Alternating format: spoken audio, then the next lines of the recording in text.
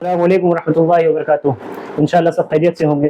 تو آج ہم ایک نیا ٹاپک لے کر آئے ہیں۔ جیسا کہ جمعہ کو نماز پڑھنے میں گیا تھا، میرے بغل ایک حضرت تھے، انہیں معلومات نہیں ہوگی، زیادہ تر لوگوں کو معلومات نہیں ہوتی، تو جو کہ بنیاد ہی ہے نماز، اور ہم کو وہی نہیں پتہ ہوتا، اور دوسری چیز پتہ نہیں ہوتا اور ہم پتہ بھی نہیں کرنا چاہتے، جیسا کہ نماز کا صحیح طریقہ کیا ہے، نماز کس طریقے سے پڑھنا چاہیے، رکوع کیسا ہونا چاہیے، سجدہ کیسا ہونا چاہیے، یہ ساری چیزیں معلوم ہونا بہت ضروری ہے ایک مسلمان کے لیے، کیونکہ اللہ کے رسول صلی اللہ علیہ وسلم کی آنکھوں کی ٹھنڈک نماز ہے۔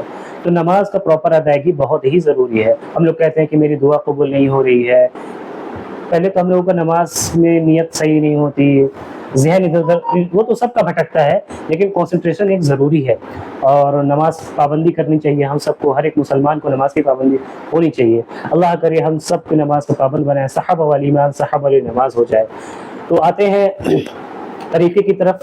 تو پہلا چیز قبلہ رخ جانب کھڑے ہونا، وضو ہونا، یہ ساری چیزیں تو پتہ ہی ہیں سب کو۔ جیسے کہ ہم کھڑے ہوتے ہیں، کھڑے ہونے کے اعتبار سے تعلیم الاسلام جس نے پڑھا ہوگا اس میں آتا ہے کہ پیر جو ہے، پیر قبلہ رخ ہونا چاہیے، اور 4 انگلی سے لے کے 1 بتے سے زیادہ گیپ نہیں ہونا چاہیے۔ پہلا تو یہ ہو گیا، اور پیجامہ ٹخنے سے اوپر ہو۔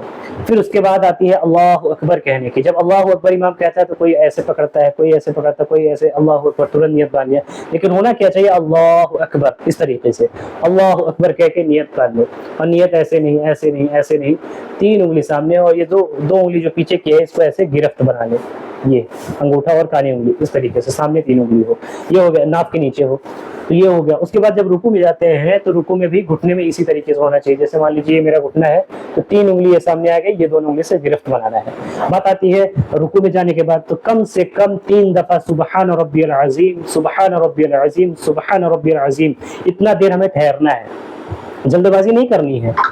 کتابوں میں آتا ہے کہ سب سے بڑا چور وہ ہے جو نماز کی چوری کرے، اور نماز کی چوری کیا ہے، یہی کہ رکوع صحیح سے نہ ہو، سجدہ صحیح سے نہ ہو، جلدی جلدی نماز پڑھا اور گیا، تو یہ چیز۔ اب بات آتی ہے سجدے کی، رکوع کی بات کر لیتے ہیں۔ رکوع سے جب ہوتا کیا ہے، ہم لوگ جلدی جلدی نماز پڑھتے ہیں، تو رکوع سے جب ہوتا ہے سمی اللہ لمن حمدہ، تو ہم لوگوں کی باڈی جو ہے نا پہلے پوری سیدھی ہونی چاہیے، یہ نہیں کہ ہاں رکوع میں جو ہے ایسے جھکے بس اللہ سمی اللہ لمن حمدہ اللہ اکبر، ایسا نہیں، مطلب پوری باڈی سیدھی ہو، اس کے بعد پھر اللہ اکبر کہہ کے سجدے میں جانا ہے، اور سجدے میں جاتے وقت پہلے آپ کا گھٹنا رکھا ہے، پھر ہاتھ رکھے، پھر سر رکھے۔ اب بات آتی ہے کہ اس سجدے کی حالت میں ہمارے ہاتھوں کی انگلی کیسی ہونی چاہیے، تو موسٹلی بہت سارے لوگ کہتے ہیں ایسے انگلی کھلا رہتا ہے، بہت سارے لوگوں کا کھلا رہتا ہے، کوئی ایسے ہلکا سا اٹھایا رہتا ہے، لیکن صحیح طریقہ کیا ہے، 5 انگلی ایک دم سٹی ہونی چاہیے، اور اس قدر مان لیجیے میں سجدے کی حالت میں ہوں تو ایسا ہونا چاہیے، سبحان ربی العالی، سبحان ربی الاعلی، سبحان ربی العالی، کم سے کم 3 مرتبہ اتنے درمیان ہم کو قیام کرنا ہے۔